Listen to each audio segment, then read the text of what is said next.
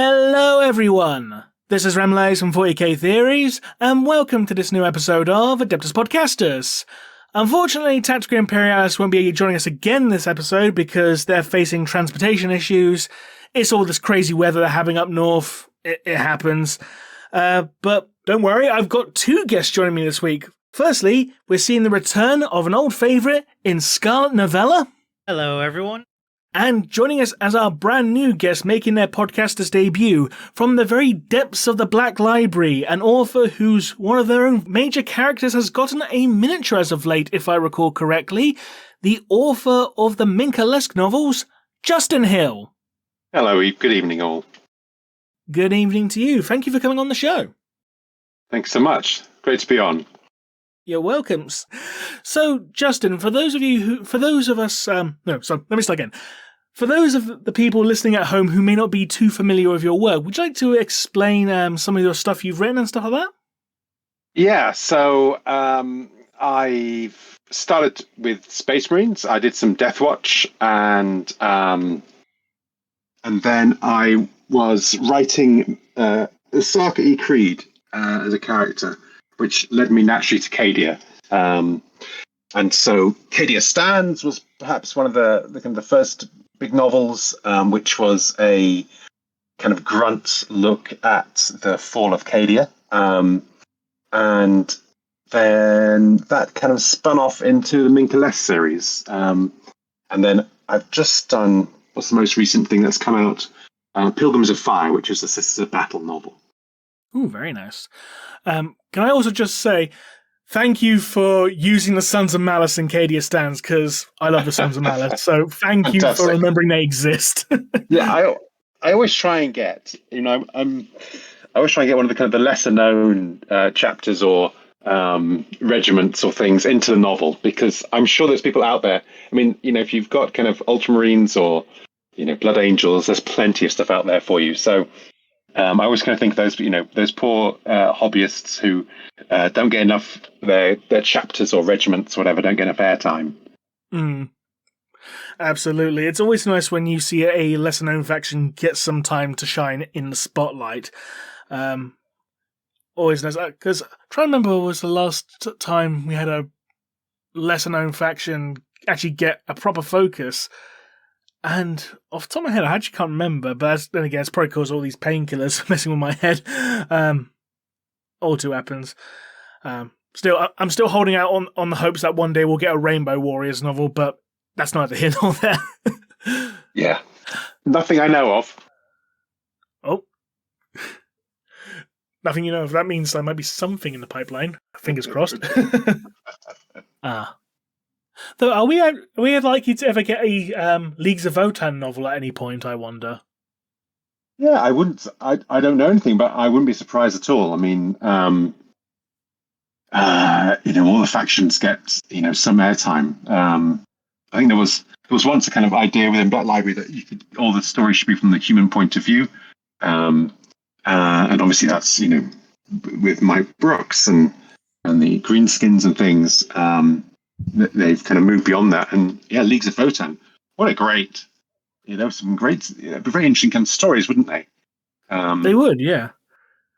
Because I would love to see them actually get some proper in-depth fiction, considering that this is the first time the squads have really had any type of time in the sun, so to speak, since the very, very, very early days of second edition.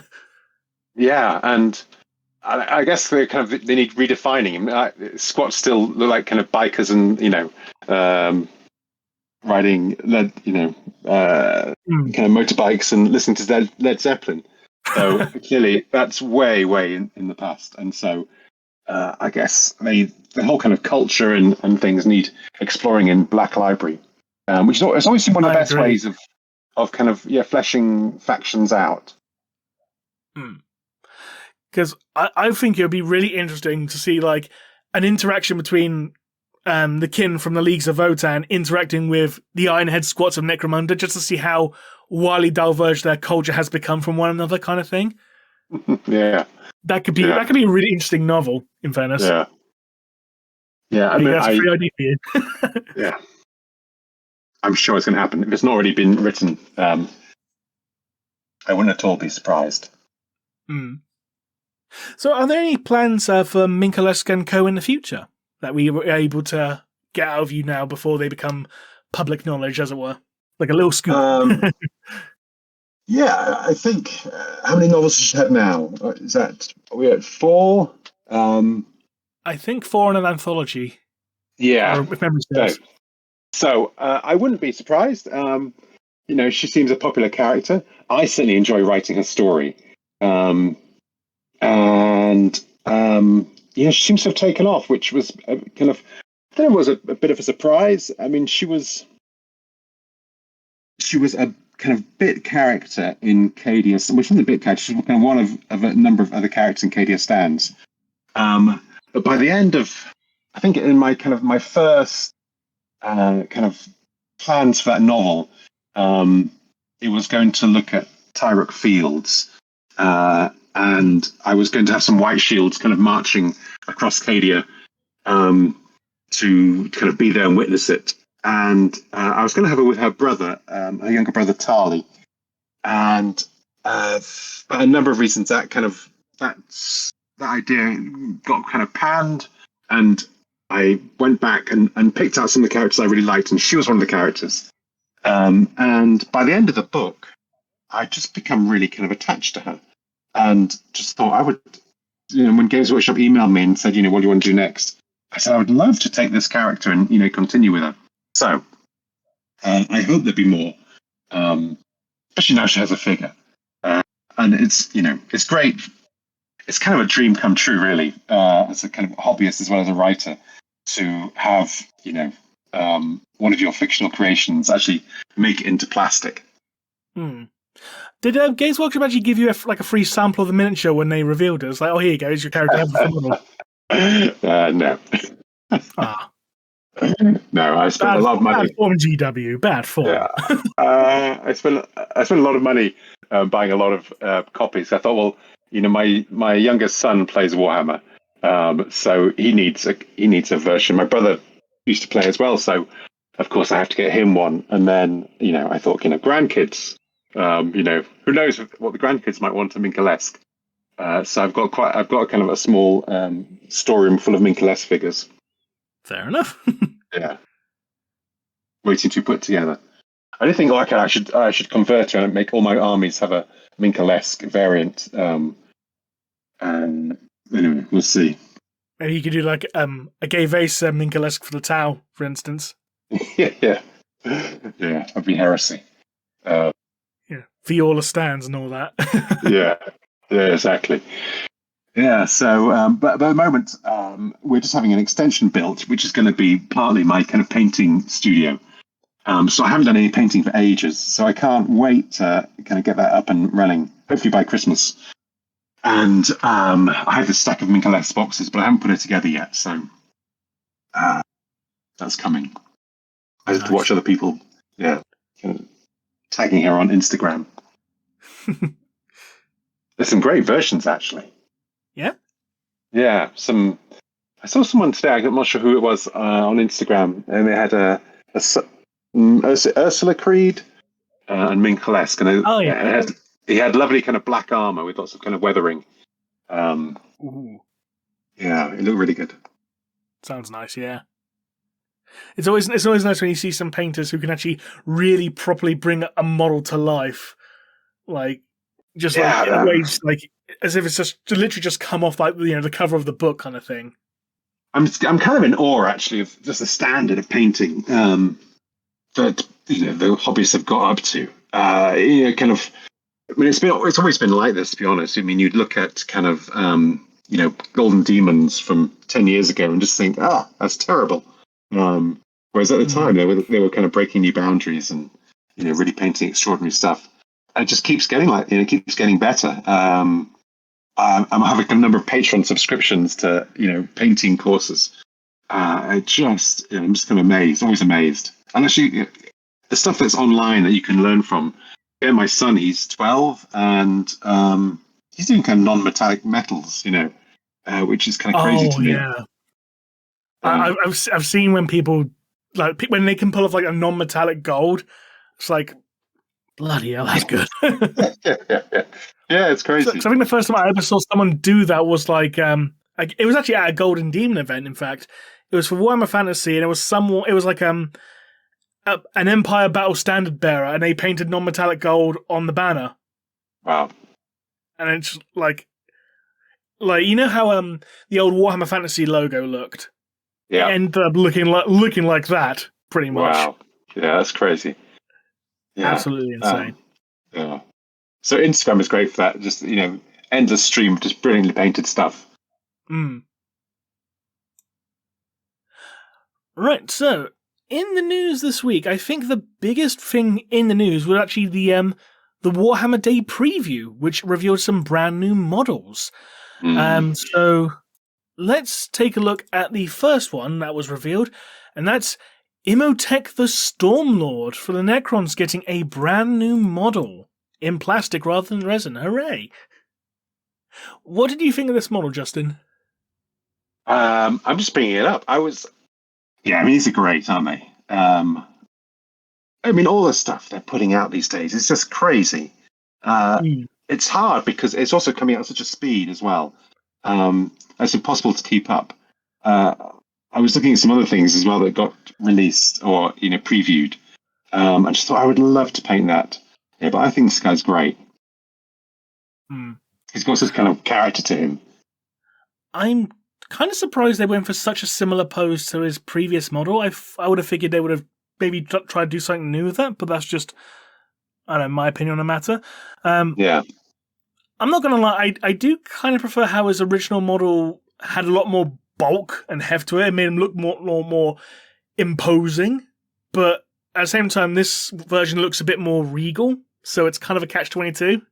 They both have their strong points and compared to each other, in my opinion. What do you think, Scarlett? Honestly, I think I guess I'm a little disappointed because when we had the 9th edition Necrons come out, they were very, very ornate, very fancy. This guy just was kind of like a generic lord. And I think it could have been improved a bit and making it a bit fancier and more centerpiece. It's not bad. I'm not saying it's bad. I'm just a little disappointed. That's fair enough. I can understand the reason for that. But to coincide with the release of Imhotep, the Necrons are getting a new codex, which will be the next one released on the schedule, I do believe. And some very nice new artwork for it as well. So I'm very thankful they're not just reusing a previous edition's artwork for this one, because it actually is a very nice piece of art for it. Yeah, it's an absolute fantastic piece. Absolutely. We also have a brand new model for the Adeptus Mechanicus, the Sidonian Skratos, aka Longboy. Yeah, I think this guy's brilliant, and I could completely see putting him at a scene where he's in a crater and just kind of rises up slowly, kind of like in Star Wars. Is it in Star Wars where they have the drones at the beginning? And, it was like Empire Strikes Back, wasn't it? Yeah, that's it. Empire Strikes Back. Yeah. I think he's great. He's just so wacky. Utterly ridiculous. And love it. See, the wrestling nerd in me was reminded of Halftime Heat, the Rocket Man guy, and you see Mr. Snooker rising up from behind the chairs. Yeah. Terrible. That's a deep cut. Very specific reference, Remy. Now, it seems to have quite a lot of fun with person. Yeah, they have quite a lot of fun with these AdMech ones. The little kind of gimp baby in the front of one of the Skitarii walks as well. I love that term, gimp baby. I'm going to nick that. I think I was listening to the new Sandy Mitchell novel, the Caiaphas Cain, and that they get a mention in there as well, which was great. Yeah, so I see this figure and I think, oh, what a cool scene. You could have this guy. Yeah. Snipers are always interesting in kind of stories because they're always kind of on their own, or they often get into kind of odd positions and they're on their own and they're facing their demons, Yeah. Alone. Yeah, great. I agree. And also revealed was a brand new Kill Team box set, which pits Eldari Striking Scorpions and Space Marine Scouts. And I have to say, the Striking Scorpions look very nice, I will admit. I'm kind of annoyed that we're not getting new Warp Spiders yet, because we've still got the stuff from the second edition. I can't remember. I'm pretty sure these are the first plastic striking scorpions, are they not? Ooh, I don't actually know off the top of my head. I'll go check right now. Yeah. I think that it's the first plastic, isn't it? It might be. I think there's Because we have Plastic Dire Avengers, don't we? Yeah. They've been around for quite a while. Yeah. I'm an Elder Army, so... These are... Fair enough. Finally got them in plastic. I thought it was 10, but I could be wrong. 2, 4, 6... Oh no, it is 8, I think. Gotta be different. There is 10. Yeah. Oh no, yeah, they do. And there is 10. All right, there's 2 in the back I didn't see. Sneaky little scorpions. So it's great they're in plastic. Oh, absolutely. Yeah. XL. Yeah, and they got a nice kind of bulk to them. Yes, as they should do. Yeah. I really like the Exarch with a scorpion claw power fist. Yeah. It is very pretty. Yeah, that's pretty cool. He's such a pretty model. And everyone gets a tactical rock. Oh yeah. I mean, you got to jump off something. Love. Absolutely. Yeah, think of it. If you're Wraithbone or they're one of them looks like there's something odd under his foot. There's like some kind of brass inscription. There is a little rune thing. Oh yeah. I wonder what that is. Be interesting. Yeah. It could be like warning sign from a bit of machinery or something. Yeah. Because the box set does include quite a lot of nice terrain involved as well. Which is the Salvation Rig Apparatus set, which looks very nice as well. I do like the fact that these Kill Team box sets have such nice pieces of terrain with them. It just makes it so much more interesting to play when you get the box set rather than just having to use your kitchen table and some upturned pie trays to represent hills and stuff. Yeah. Have you played Kill Team? I haven't recently. No. I do have the box set that has the Rogue Traders and the the Galapox. Yeah. Infected. I do have that box set. I think the last game I actually played was actually Blackstone Fortress. Okay. Yeah, I've not played Kill Team. But the figures, that Rogue Traeger, that was just amazing. It was kind of figures that you dreamt for years that they would make, and they were all in one box. Yeah, but the terrain looks brilliant. It's so nice.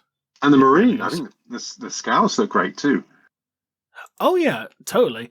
I do like the Sergeant with his big manly beard. They need more emo haircut. It's kind of weird seeing it on a Raven Guard, personally, but at the same time, I can see it working for a whole bunch of chapters. It looks like it'd be really fun to paint as well. They've got really nice texture to them. The kind of their trousers. It's gonna be.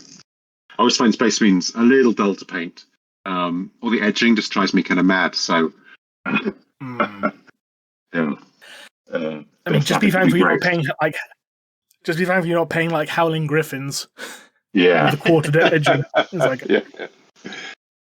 all the Avengers with the checker pads. Yeah, I have a Space Marine army. Actually, some of them sitting here. That were in quarters. But I airbrushed a lot of them. But they were never. Do you have the same thing? I never kind of finish my armies. I get them kind of 3/4 of the way done, and then I just I see something else and bright and shiny and get distracted. Oh, isn't that true? I still have to finish painting my Night Lords, to be fair. So yeah, yeah. Well, at least you were painting for your Niz today, though. So Hey, I did a good amount of painting. You know what? Shout out to Contrast Paint. But it's good stuff. Very good stuff. Gives so much time. So you're a I'm not believer. trying to. Right? As I say, you're a believer. I am a believer. Shout out to Flesh Terror Red for being so pretty. 10 out of 10. Yeah, My 5 pots. And I bet for Nids that saves a lot of time. Oh, so much time. So much. I've got 60 gaunts to paint in like weeks. Oh my lord. Have fun. I will try my best. Yeah, it's hard. I don't know. Do you guys airbrush? Sometimes. Yeah, I find I don't. I find now. Okay, I find it's kind of ruined me as a painter because the thought of kind of picking up a brush now, I get a little allergic. So I mean, the thought, painting a Lehman Russ tank with a brush, I just kind of get hives. Worst. Yeah, so Terrible. I mean, yeah. I painted a Land Raider with a brush.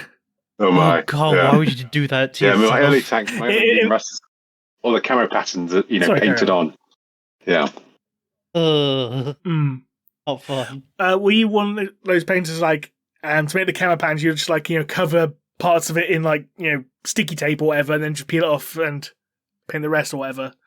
No, I used duct tape, tuck, and spray, and then peel it off, and it's like, hey, there you go, camouflage. Yeah, no, I would. I think I kind of painted stripes, but with airbrushing, I had a kind of I call them the Aquarian Guard, and I painted them up for the Eye of Terror campaign, and they were kind of a mechanized infantry guard unit, and I had kind of stencils, with kind of leopard. Remember the Messerschmitts 101s? They had kind of a grey. They kind of they were like dark grey tops, almost like a shark, and then quite pale undersides, and they had kind of leopard pattern on the tops. So I did something quite similar. So kind of fading the grey from pale to dark at the top, and then as it got darker, more and more of a kind of a darker kind of leopard pattern. Yeah, so I should dig them out. They're pretty good. That's probably the most finished army I've got. Nice. The Eye of Terror came, and that was back all the way back in third, wasn't it? God, that's taking me back. Yeah, I don't know. I've kind of lost track. Codex Eye of Terror, wasn't it? Yeah, I haven't played much 40k since about 8 years now. It's an odd thing, right? As kind of the day job has taken over more and more. Writing 40k, I've played less and less 40k, which is kind of a shame. But I guess it's less of a release now than.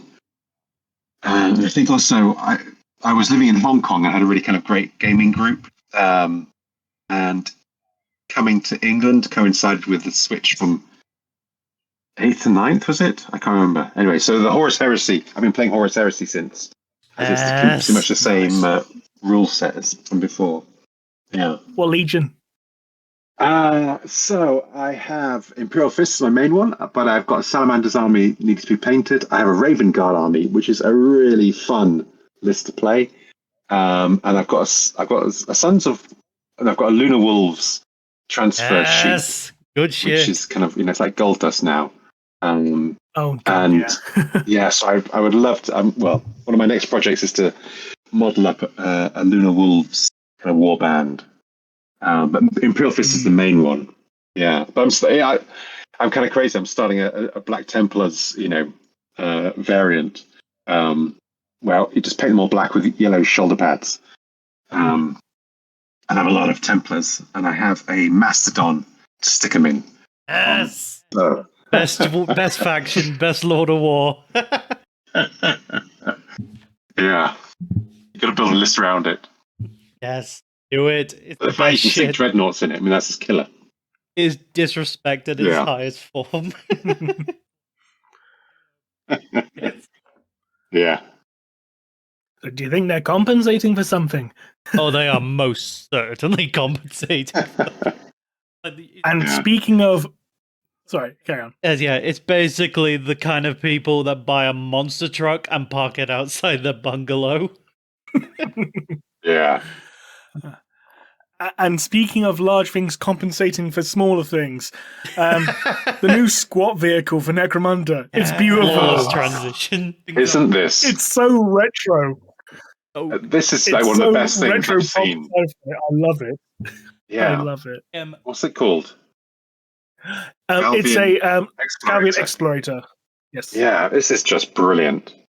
Necromunda just gets all the best vehicles. I think that's just fact. Yeah, It's perfect.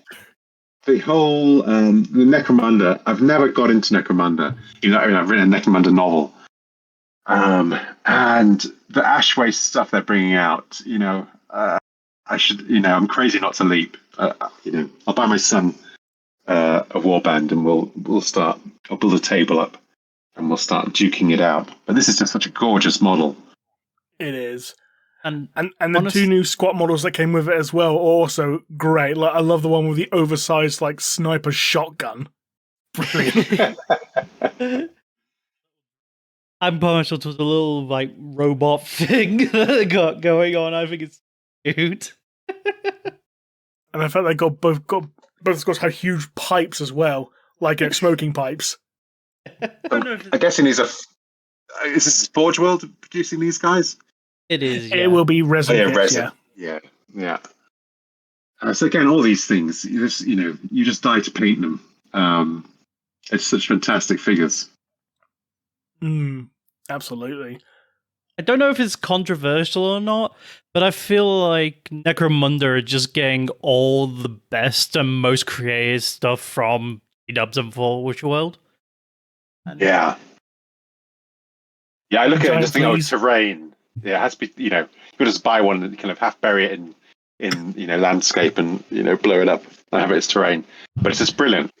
Yeah, I think probably the Necromunda, they're just going to play in a way and just produce brilliant stuff. Oh, 100. Yeah. Necromunda. So, it's like everyone on the design team can just let their imagination run free. Yeah. Let's say, how far can you push it? How far can you go at the out there factor? Because we got the giant avatar mech suits, for the Vansars and stuff like that as well. We got giant fleas running around. We got someone with a pterodactyl with armor plating. It's awesome. I have to wonder what rejected is are in the The rejected ideas were ones where it's it's too plain, too boring. Yeah. Push it further. This looks like a Space Marine drive. No. Yeah, it's having a lot of fun. With a mohawk. And speaking of Necromunda, the next part of the Arathian Succession campaign will be released this coming Saturday, which, it will already be on pre-order by the time this episode comes out, which will be Arathian Succession, The Ruins of Jardlan, which includes a whole bunch of crazy shit because it's Necromunda, so it'll be awesome. And I love the fact that the Necromunda campaign books are literally just packed to the brim with so much lore and stuff. It's great. It's man, I wish the code receipts for Mainline 40k this edition were this packed full of lore, It would be nice, wouldn't it? The books are getting smaller, but I guess you should justify that Forge World price. They literally are getting larger. They are getting larger, and it's great. And they're about the same price as a codex. And so I haven't read one, but they're worth getting. I was just there's so much great stuff coming out. Maybe I've got most the previous edition books for Necromunda. Didn't really want to play the game. I just wanted to read. I see there's 3 books, is that right? The Arathian Succession. There is, yes. Yes, Cinderak Burning, Vaults of Temenos, and now Ruins of Jardlan. And are they limited editions, or they stay in print? They're still in print as far as I'm aware, because they're just campaign books. Yeah. So, like, half of it's rules, but half of it's also just solid lore, and it's great. And again, references to, like, older characters and stuff like, I mean, a major character who plays a part in Vault of Temenos is actually Cal Jericho. Okay. He plays a major role in it, and it's great. It's like, yeah, Cal Jericho. Love him. That's pretty Everyone cool. loves that rapscallion. Yeah. Yeah, I love the again, everyone's just making it's so crazy and so like I think it's also the fact like because it is just focused on one planet, they can focus more on things like political machinations and stuff like that. Because the whole premise of the Aramphrian Succession is about a civil war in Necromunda because one of Gerontus Helmor's daughters basically made a coup for power, launched a coup because her dad. Was a victim of attempted assassination, was put in stasis. He didn't have a name then, so she killed half her siblings. Like, right, I'm in charge now. Yeah. So hilarity ensues. Yeah. I'm just checking that out now. So I have the Enforcers. I couldn't. Is that the Enforcers they're called? Paladin Enforcers, yeah. Yeah, the Book of Judgment. They were just such brilliant figures. Yeah. They're sitting in my cupboard waiting to get painted. I hear they're a bit...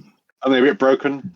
Palatine Enforcers, there we go, yeah. Last I heard, they were kind of OP, last I heard. Yeah, which put me off, but yeah, I like to kind of place really weak lists. And when I lose, I don't feel so bad. Fair enough. I do like how every gang has their own unique brutes and heavies that are just so wildly different from one another, because like the Goliaths have the Zerk, which is basically just some huge guy on steroids. But then the Escher have the Chimera, which is literally just a giant cat monster. And then the Vansar have the Avatar mechs. And then the Dalak have like the floating psychic heads. And stuff like that. It's insane. And then you also have things like the Ambots. Yeah. Like the Amble robots. They're so cool. And it's brilliant stuff you can take out and put into different armies and things. I was thinking of the Escher Cutters, the kind of the flying bikes. They look brilliant. They do. Very, very Blade Runner-esque. Yeah. Well, kind of. Yeah. So cool. I suppose that's a good way to describe Necromunda. It's basically Mad Max crossed with Blade Runner. It's true. Yeah, good comparison. Now, moving away from the Underhive to the Mortal Realms briefly, I know I'm not one to talk about this normally without Neve on the show, but I'm going to throw a bit of a bone and talk about a new model that was revealed for the Sylvaneth, which is Belthanos, the first thorn of Kurnoth, which is basically a tree man riding a giant beetle, and it is awesome. This thing is incredible. I love it so much. Like, model itself has nearly convinced me to buy a Sylvaneth army. Ooh. Yeah. It's very crazy. And for anyone doing Exodite's army, this would be pretty cool, wouldn't it? You'd make a good shout there. I would love to see. Yeah. I'll tell you what you could use. Use it as like an Exodite avatar of Cain. Yes. Yeah. I'm giving them ideas. You can't give ideas for... Remember, donate to... converting is up to them. Remleiz Patreon for these ideas. There you go. I'm not plugging it for one, so I'm not feeling guilty about it. Not my server, not my problem. Rude. Yeah, what a figure. Definitely. Yeah. What's that banging? Sorry, I recently had to replace my desk, and the one I've got is a temporary thing. Oh, your desk is wibbling. Oh, God. Fair enough. Fainting. It's not going to fall over, is it? But if it does, it'll be very funny. I mean, as we also had an episode where we got gate crashed by Carl the Deranged. That was just weird. It was just started doing a call and he just jumps and going, "What the fuck do you want?" I was like, calm down, Carl. I had Carl on warp time, and you don't control the Carl. He controls you. He is a force of nature. Hey. powered by potatoes and wine. That sounds good. Off It sounds camera, explosive. Off camera, he's He's a lovely absolutely man, lovely. Absolutely lovely. On camera, uncontrollable. And speaking of wonderful, Bretonian knight on a Pegasus. There you go, segue. That is the most Yeah. painful. So I don't know. Are you guys excited for the old world coming back? I wasn't playing. I haven't been in the hobby long enough. Part of the. Okay. What's really annoying is when I first tried to get into Warhammer, it's things like. Let's say it was Bell of Lost Souls, and Yeah. no, I don't remember. Went to my local G-Dubs, and I was like, "Yo, can I get these skeleton boards?" And they was like, "No, we don't sell them anymore." Yay! Great. That was my first failed attempt. Hammer. Yeah. So you should have walked. You should have turned around and walked out the shop straight away. You'd have saved yourselves a fortune. Yeah. Oh, right. And then I decided to buy Tyranids, like the second most expensive army they sell. Yeah. Really expensive army. I mean, it could be worse. You could be like playing an all grot army like what Wib does. Oh god, what Wib is like. I love what he's done, but he's got random Bane Blades and all. Wib's army is two things. It's either all grots or it's all rogue trader era space marines. Like, I know, like the biggest channel in the world making okay money. How does he afford all this stuff? It's ridiculous. The problem is, I mean, Some the things thing you is, just though, gotta that ask. the sculpts now are so much better. Yeah, I think I sold my Rogue Trader plastics about 10 years ago. I think I kept one just because. But you know, the sculpts coming now they're just so good and they're so detailed and so much more fun to paint. But back to the old world. Yeah, I am so excited about this.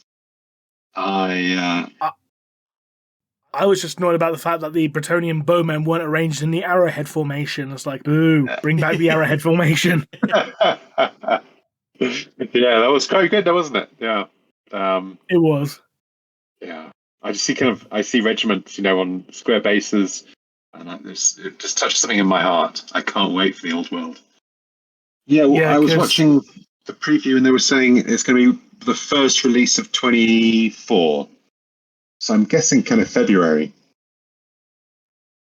Oh, really? I heard somewhere that they are making a box set that's going to be Bretonians versus Tomb Kings. As a box set. I'm here. I might be. That's what I heard. I could be wrong. I could be. So you can finally get your Tomb King army.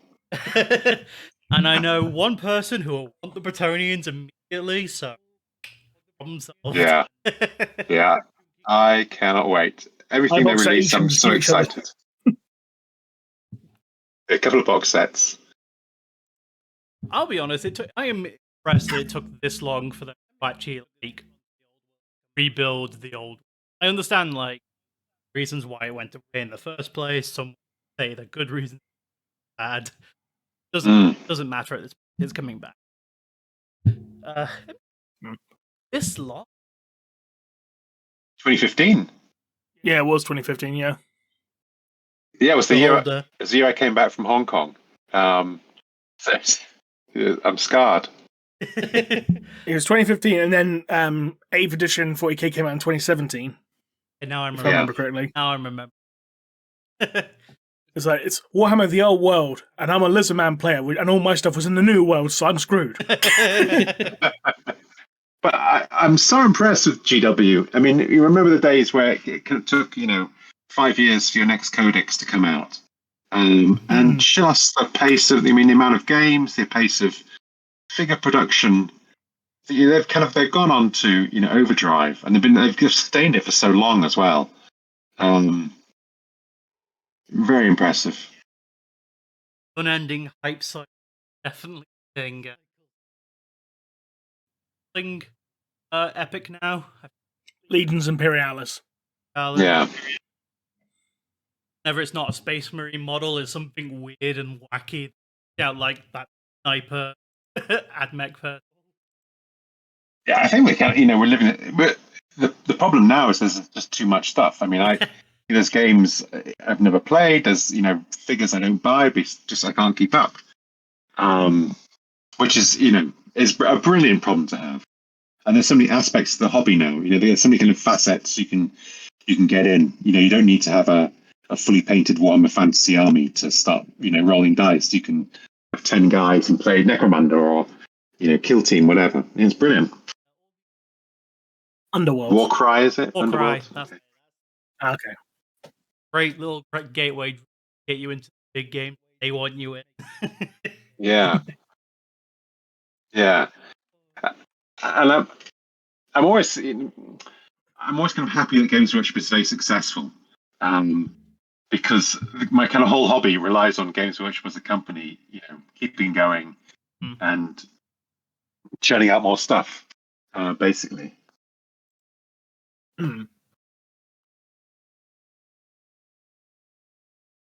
Oh, they're disconnected? No? Don't have anything else to add to that. No, normally when there's silence, that means I've disconnected. Oh, bloody hell. Happens so often. I say that and now I've jinxed. I apologize. Considering we're doing this during a storm, we're doing pretty well, I think. Yeah. How bad is the weather where you are? I think the worst of it. Yeah, it's been raining all day, but not too bad. I mean, it's been raining all day, but we're not awash. I'm upstream from York, so I imagine York is pretty wet at the moment. I haven't gone out there, but my friend who got home from work, gridlock traffic for 2 hours. Oh no! And there's something depressing about being in a car, when it's raining, because everything steams up. I reminds me of like a time I was before I ever started doing YouTube stuff, when I was working at PC World, like years and years and years ago, and we had like a really, really bad amount of snowfall here. Like it hit really hard as I was driving, and literally like the traffic got so bad and the snow got so heavy, like I was steaming up. I had the heating on. I was steaming up. I had to have the windows open as well because it was so hot, and I was moving I moved about maybe 100 meters in about 3 hours. I literally had my boss phoning me up and saying, "Where are you? I'm still driving. Where are you? I'm still driving." And literally about after 3.5 hours, call him up again. It's still haven't moved. And he just goes, "Mate, just go home. I'll just say you've come in. You'll be paid for the day you tried. Just go home." Because by the time I got there, it would be time for me to go anyway. So yeah. So fair play to them for actually paying me for actually trying to get there. So can't complain about that. Shame the rest of the job was shit, but hey. I've worked in the tech industry as well. I know that pain. It sucks, but never mind. Yeah. Right. Given that our guest will have to unfortunately leave in about 30 minutes, I think we should take the time to try and answer some fan questions that we normally have left on the comments of these videos. Okay. So everyone can join in and see if they can answer some questions if they want to as well. Funny enough, not too many from the last episode. We have one person asking, is there a limit on the preferred average of questions you want to be asked? No, feel free to ask as many as you like. We just may not get a chance to answer them all due to time limits and stuff like that. So, let me just look up questions on a video before that, because I don't think we got through them all last time. Right. Let me pick one. Right, okay. What do you think the Grey Knights would do if they encountered the Legion of the Damned or the Sanguinor? Have a mild panic attack. On the one hand, demons. On the other hand, loyal to the Emperor. I think they'll just go demons regardless of whether they're the quote-unquote the good guys or not, considering that, hey, here's the Inari, a group of Eldari who brought Gilliman back and the Imperium now has a non-aggression pact with. We're going to kill him anyway. Yeah, I'm with you. I think they would, exterminate them. It'd be the same to this reaction that Greyfax had to Celestine initially. You think of her as a false saint kind of thing, and then sexual tension and all that. But hey, that's a different issue altogether. Right. let's pick another one. What would happen if High Fleet Kronos headed towards Magnus's kingdom? Hilarity ensues. Well, I imagine the Tyranids would be quite disappointing because I think they complain about that just being nothing but dust. And then the entirety of the Thousand Suns who are still alive will be out, ow, my brain is being ripped apart atom by atom. Please stop the shadow and the warp. Yeah. There's always something they can devour, surely. Maybe they invent like some kind of like baleen whale type bioform that eats up all the dust and just sucks up like a filter feeder. Yeah. I know. I want that so bad. It's just an angry Haruspex that face. Haruspex with filter feeder. Isn't there? It's a Graham McNeil novel, I'm sure, about a Tyranid invasion, and like the first, I think it's an ice world, and the first Nids that come down all kind of die, but the whole kind of hive mind, they start to learn and evolve, and they create, kind of tougher or cold resistant Nids. So absolutely, they'll evolve into a baleen whale, a void baleen whale. Artists, I now demand you draw this, and I want it by the next episode. Job. Yeah. Wait till Battlefleet Gothic comes out, and there'll be a baleen whale model. Yeah, I want that. Once there were actually void whales in the game, though, in the video game, wasn't there? Yeah. And giant void jellyfish. That's cool. Which I'm pretty sure just taken from Star Trek, because I remember you from Next Generation. Encounter at Farpoint, I think it was. Yeah. With Groppler Zorn, the greatest character in all Star Trek history, because his name was Groppler Zorn. A fantastic name. And the scene when Riker's eating an apple goes, "This apple is delicious," and he's actually eating a golden delicious. It's like, pun! Oh dear. Anyway. Right. Not too many more questions. I think there's one more. Yeah. Would the Ethereals consider Shadow Sun a threat and try to get rid of her? As far as I'm aware, the Shadow Sun's loyal to the Ethereals, so I don't see why they would. Okay. She hasn't turned traitor or anything. Yeah, nothing I've read would go into. Yeah, I think it would be interesting having two rebel factions now. The closest thing I can think of was due to her encounter, with, the new goddess in the novel. Excuse me. So maybe she might have like a religious awakening because, she literally spoke to God. Basically, we have a political dissident and we have a religious extremist. Yeah. Yeah. Yeah, I'm not touching our faith with Archibald. I feel guilty for any G-dub writer has to write that. Yeah, I had Tau in my first Deathwatch novel. I quite enjoyed writing them. I was quite sympathetic towards them, actually, even though I was slaughtering them by the thousand. The Tau are all very interesting. I think kind of they're a great kind of foil to the Imperium, aren't they? Story-wise. Mm. It's in a way, it's kind of like the Imperium in miniature, like during their Great Crusade era. Yeah. With like the Imperium now taking the role of the Eldari at that point, because the race on the decline, as it were. Yeah, I think you're right. They're still on the up, and they're still hopeful. Yeah, Tau are cool. I had an idea for an army, doing an Imperial Guard army with, as Tau auxiliaries. That'll be very cool to model up. That would look pretty cool in the Canadian colours. Yeah, now the new Cadian figures are out. And Minka Lesk. I could have a Minka Lesk traitor. The all stands, Yeah. You heard it here first. Yeah. I'm more partial to Tau armies being painted in purple, so just so the battlesuits could look like Shockwave from Transformers. Yes. There's a guy on Twitter who goes by Cerberus XT, I think. They've got this lovely Tau model. absolutely gorgeous. Love it so. Purple's just an underrated scheme in general. Because generally, you really only see it for like a couple of things. That's like Emperor's Children, Gene Stealers, and maybe Drukari, and that's about it. Yeah. What about Highfleet Leviathan? Not really. I think I'm more of like, Peach with the purple armor.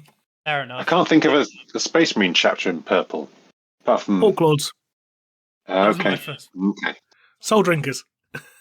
Yeah, there we go. They need novels. Well, you better get writing them then. I think Hawklords. That would be cool, yeah.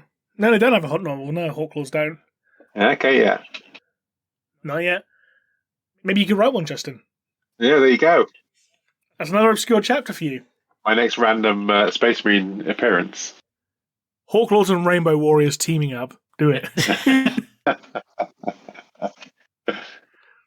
Because I think literally the only time a Rainbow Warriors actually appeared in a story was in a random Death Watch audio drama by Gav Thorpe. And that was literally only a name drop when a Space Wolf asked a Black Shield, "Oh, are you a Rainbow Warrior? Is that why you're a Black Shield?" It's like, the Rainbow Warriors are Ultramarine successors, and they're a very honoured chapter. It's like, yes, but their name. Yeah. Gav to write. Well done, Gav. Yeah. It was Gav's idea. Spoiler Always alert, it turns out the Gav. Black Shield was actually a Blood Angel, but hey. Unexpected plot. Never mind. But we do need some more focus on some more obscure groups. Like, one day, like for like Imperial Guard, for instance, I would love to see like a Savlar Chemdogs novel. Ah, well, you should... Pilgrims of Fire, there's a whole set of Savlar Chemdogs in there. Oh, is there? Nice. Yeah, they're kind of the foil to the Sisters of Battle. Oh, that's gotta be so fun to read, I reckon. Just because of how They... completely different they are from one another. Like, here we have like, the space nuns, and we have like a bunch of, grifters. Yeah, they were so fun to write. I had to kind of roll them in, or reel them in, because they were threatening to take over the novel. But yeah, their medic. My favorite is their medic. He's called Sawbones, and he's mad. Was the name dangerous. by any chance inspired by Bonesaw from Spider-Man? Bonesaw is ready, Sawbones is ready. Imagine that Manny Savage. I was looking through names of kind of archaic names of doctors, and Sawbones came up, and I thought, oh, there we go. I can see a character now. Okay. I'm going to have to read that after I go through Gene Father, because that's next on my list. Yeah, I've heard great things about that. I'll be honest, I've heard mixed responses from people, so I need to read it for myself before I actually can make a judgment. Yeah. Because I've heard some people say it's good. I've heard some people say it's kind of unfocused and all over the place. But again, I don't want to make any judgment until I've actually read it for myself. But again, you can't please everyone with anything, can you? With everything, so I can guarantee you that. Yeah, so long as one person enjoys your work, that's all that matters. If one person enjoys it, that's fine. That's all that matters. Yeah. I hope for a few more than one, but someone's always going to not enjoy it. True. But better one person enjoy it than no one enjoy it. Yes, that's very true. And speaking of novels that are divisive, Patreon supporters will also get to hear my and Narina's review on Ian Watson's Space Marine. So oh my. They get to have fun with that in our exclusive Book Nook episode. Yeah. I will say this. Fucking hell. That's my response. Because there was a lot of stuff that made me go like, why? I know it's very, very old 40k log, because it was like 1990, 1993, or something like that. Yeah. But even so, just looking back, I'm just like, Jesus Christ. It's amazing to see how far we've actually come, because there's some stuff in there that I'm genuinely amazed is still being referenced even to this day. Which is actually, there is actually, like, for instance, there's like one quote from that novel that is repeated verbatim in the 8th edition Imperial Fist Codex supplement. Oh, wow. And it's like, because I remember, because I read that passage in Space Marine, and I was like, hang on, this seems familiar. I've read this somewhere before. Where have I read it? It's like, that's where I read it. Imperial Fist Codex Supplement when they're talking about their gene seed flaw. Really? You got a great memory. Yeah. I think kind of everything before Dan Abnett was kind of searching, you know. It was still finding its feet. Yeah. Yeah, Dan Abnett really defined it. I'd say William King also had a hand in it with like his Space Wolf novels. Yeah. I'm just amazed at the fact that he's actually back writing Age of Sigmar stuff, because like when it was like new Age of Sigmar anthology, and there was a story by him, and I was like, bloody hell, new stuff by Bill King, nice. Wow. Because I love his work. I love his work. Yeah. And it's like it's always nice when you see like something from an author who you haven't heard anything from for a long time. You see something new come, and it's like, ooh, excited. It's like when cool. Yeah, it's kind of like do you remember when like the novella series that Black Library released a while ago? Every year there's like a novella series, just called the novella series. There's a whole bunch of random novellas from like 40k, Age of Sigmar, Necromunda, Warhammer Horror, and all that. And the one I grabbed everyone's attention is like, hey, it's a new Soul Drinker story. What? It's Primaris Soul Drinkers. What? And that just quite everyone's mind. I was like, holy crap. Because like, I think that's like the first Ben Counter story that was in a long time. So I think the last one he did before that was like, what, Battle for the Abyss? For Horus Heresy, I think? Yeah. I could be wrong. But yeah, it's just so amazing when you see something from an author you haven't seen anything from in a long time. Yeah, it's great to have Especially them when still they haven't around. lost a step. Yeah. Yeah, definitely, I agree. I guess the Caiaphas Cain, again, you know, it's been a long time since the last one of those came out. That's true as well, yeah. So what's on your reading list then, Justin, if you don't mind me asking before you have to shoot off? Have you got anything on your book list? I have been... I've got a stack of books. I've been reading the Fabius Bile trilogy, and 2/3 of the way through that. Yeah, great stuff. Just great kind of description of the, you know, Fabius Bile world. So I've got Gene Father is a bit more Fabius Bile love, and then I have a ton of I'm trying to think, is it John French Alfarius, Cypher. Oh yeah, was it Lord of the Fallen, was it? Yeah, that's it, yeah, and I have Mike Brooks. He did the Alfarius one, yeah. So I have a load of stuff to catch up on. And then, of course, tomorrow, The End and the Death is part 2 is coming out. So that's probably I'm going to be reading as soon as I get that, which is very exciting. Yeah, I imagine the site's going to crash. People start using refresh, trying to get the limited edition. I'm a little terrified. I managed to get all the limited editions so far, but I've not experienced the queue system yet. So fingers crossed, touch wood, and everything else. I got all of them except for End of Death Part 1 because literally the site crashed when I hit place order, and by the time it came back up from quote unquote maintenance, they'd sold out. Yeah, I'm with you. I had the exact same thing happen. But thankfully, I have a friend in New York, so I got online again at 3 PM and bought one off the US site. A big brain idea. Yeah. So that's I'm looking forward to. And then I think I'm going to read Gene Father this week. Just a kind of Fabius Bile season. 'Tis the season for Fabius. La la la la la. Yeah, I'd never really taken much interest in it. But what a great character! I love that he kind of spans the entirety of kind of the the 40k universe. He's there on Terra as the apothecary, and he's still going, and he's not kind of he's not chaosy. He's just mad. I just love the fact that in a universe where people are pledging themselves to like dark gods and all that, we have a man here who's still an atheist. Yeah. Yes, he's great. He's seen demons. He's looked upon the faces of the chaos gods, and he's like, "Nah, atheist, mate." Yeah, so he's lovely. He's a great kind of foil to.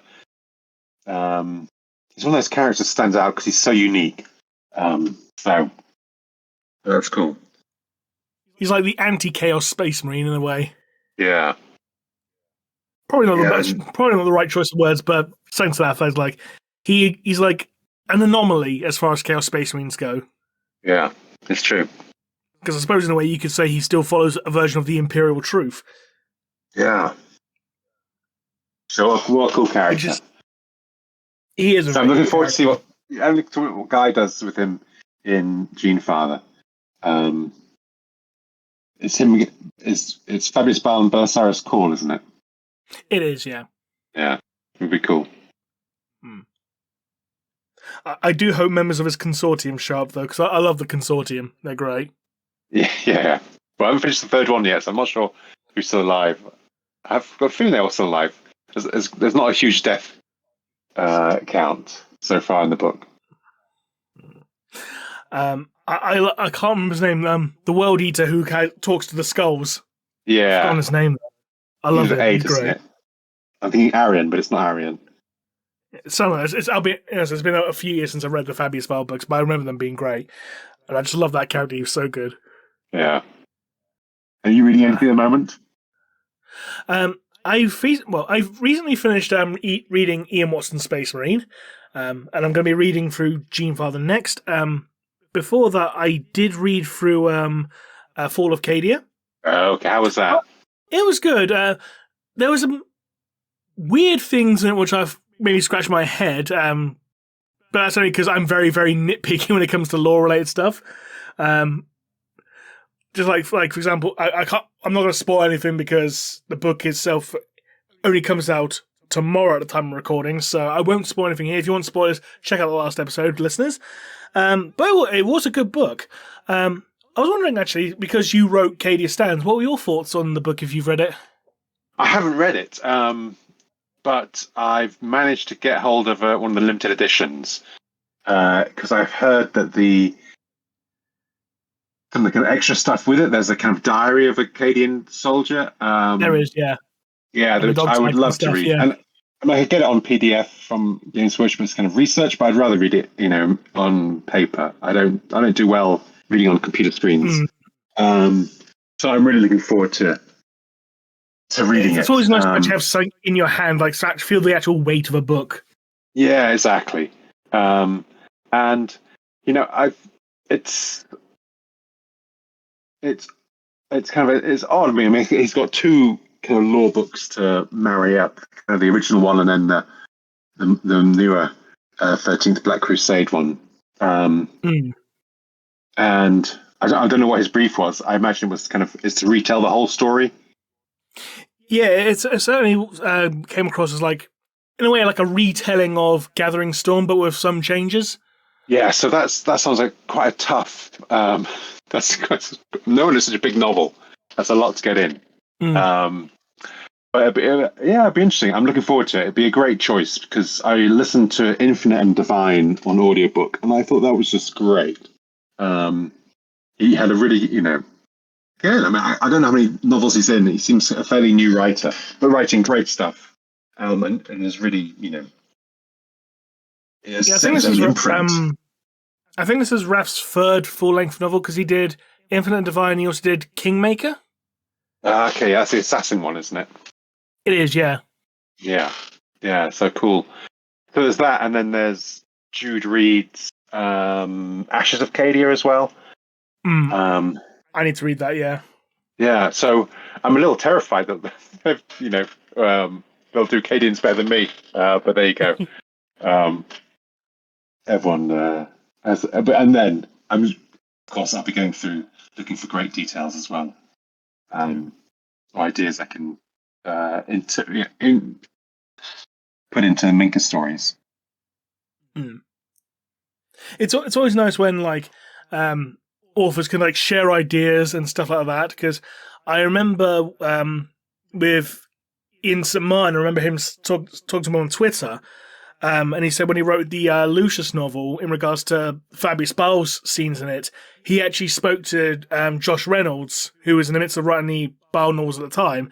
It's like, hey, can you just give me some pointers just to make sure I've got his character right and stuff like that? And just hearing about that, it's that's really, really nice. Actually, hear like all of us having such respect for each other's work. Like, I want to make sure I do justice to what you've done because you've already done great justice to this character, kind of thing. Yeah, it's very cool. So when Rob and Jude, I didn't know what they were writing, but I knew they were writing about Cadians, and so we had an email kind of thread going. But there was so little. I mean, when I was writing Cadia Stands, there was nothing. There was almost nothing in Black Library about Cadia. I think the only time it ever appeared in a novel was in Eisenhorn, when Eisenhorn visits Cadia. So, kind of making Cadia up in order to destroy it. I think I've written more scenes about Cadia now. It's already been blown up than I have, when it was still going. So I remember I gave them everything I'd made up, and so it'll be interesting to see what, if any of that made it through, into their books. Yeah, absolutely. Right. Given the time, I believe you need to shoot now, don't you, Justin? I do. I'm afraid. No worries. Thank you very much for joining us for this episode. It's been very much appreciated. You've been an absolutely darling guest. And thank you for your insights on your works and stuff like that as well. Brilliant. And enjoy the Savila Camp. Well, let me know what you think about the Savila Camp dogs. I hope you enjoy it. I'll be sure to tweet you when I get around to reading it. Brilliant. Thank you, guys. Have a great weekend. And good luck to everyone who's buying the Dan Abnett book tomorrow. We all need it. Yeah. All right, take care. Have a good evening. Brilliant. Cheers. Bye. Right. Well, he's proved to be a very, very lovely guest. Certainly. I don't know what else we have left on the news side of things. I think we've actually gone through everything of note because it was pretty much just the reveal day that was the main news. Have you been reading anything, Scarlett, out of curiosity? Reading a little bit more recently. Mostly reading lore in the Codex.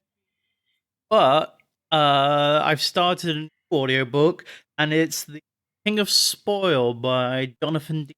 Beer, the Warhammer crime subgenre. How is it? I'm not too far in at the moment, only the first 3 chapters of it. But you know what? I'm actually pretty engaged. Like, I wasn't expecting G-dubs to be good at crime because it's all about like subtlety and taking it slow and methodical, and that's not GW's MOD. But yeah, first 3 chapters, it's getting a recommend from me so far. I like it. Sure, please do. Yeah, and I'll send you what I think about it when I'm done. It's always nice when a book from Black Library in a genre you wouldn't expect actually exceeds expectations. Because I've actually found that with quite a few of the Warhammer horror novels. Because when you think Warhammer horror, you think it's going to be a bit silly or whatever. Because how silly 40k tends to be anyway, how over the top it is, and it's just so nice when you actually see like a properly done atmospheric horror story. It's like, holy crap, this is actually good. Yeah, I can definitely agree with that. Before this book, I actually listened to Goth Goal Hollow by Anna Stephens. Again, I had low expectations, but I really enjoyed it. Also, like to add, Helen Keeley, fantastic narrator, very good, engaged the entire time. Loved her performance. 10 out of 10. But I will admit, I've been more and more into reading lore in the codexes, like on the Tyranid one that just released. I've been going back on those older codex, and I've been enjoying reading and learning more about the army. 10th edition codices have fuck all when it comes to lore. How are they getting smaller? The thing is, like the Nid Codex, like the 10th edition Nid Codex, has less in it than the 9th edition one did. They did that, like... I've read both. The 9th edition one had, like, in terms of lore, had about 31 pages. 10th edition has 27. Oh, it's like, what? Weird. How the hell did you cut out a good, like, 4 fucking pages? just copy and paste. Like, most of the stuff isn't different. Like, it might be slightly reworded as but like, why is it on? Where's the rest of you? I'll just say this: like 10th edition codices so far, they're not worth the cost, in my opinion. As someone who is more the lore side of things, it's not worth paying 35 quid for a codex. It's not worth it at all because there's nothing of substance for me. If you actually if you play, fine. I can see why 35 quid, fine. Okay, you get a digital version as well for the app, like a little code in there. Okay, so you're technically getting 2 copies for that price. You could argue. But someone like me, who is all the lore focused side of things, it's not fucking worth it. And it's less in it each time. Like, I think the Space Marine one lost like 20, 30 data sheets in. The data cards are pointless though because they're already out of date by the time they go on shelves because the codexes themselves are out of date. Like, do you remember that instance when the Space Wolf Codex came out? It was literally outdated on this day of release because here's a patch. Oh, the Custodian one was outdated a week before it came out. The Tyranid one is not too bad. The point stupidly out of whack because they did the autumn data slate but just before it came out, and we didn't even get a chance to test the new points costs. It just immediately got changed, so you need the app in order to keep up to date. And I don't know if it's if it's GW's release schedule or bad management or something.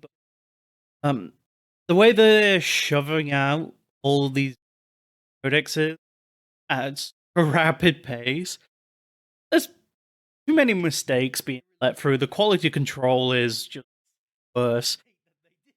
And they released Deldar the way that they did. 67% win rate? What the hell? How do you allow that Something happen? like that, yeah. Yeah, and not good. It's not a good show, which is why I feel like there's some poor management or they're being rushed to.